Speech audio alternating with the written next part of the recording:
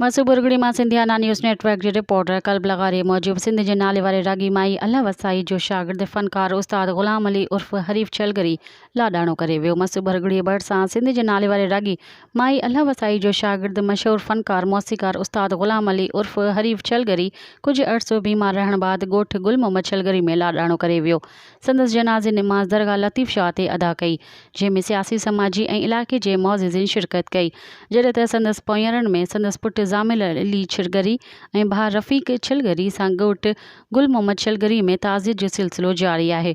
उस्ताद ग़ुलाम अली उर्फ़ हरीफ़ छलगरी सिंध जे नाले वारे रागी माई अल्लाह वसाई सां गॾु बि केतिरा ई गीत ॻाया।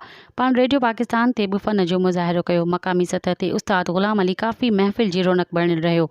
हुन इलाइक़े में सिंध जे मुख़्तलिफ़ हंधनि ते नुहा ख़्वां ऐं क़सीदा ख़्वां बि दाद हासिल कयो। ख़ासि करे उस्ताद ग़ुलाम जी रुबाई मशहूरु पिणु हुई। पाण केतिरनि ई गीत ग़ज़ल जी धुन पिणु तख़लीक़ कयूं।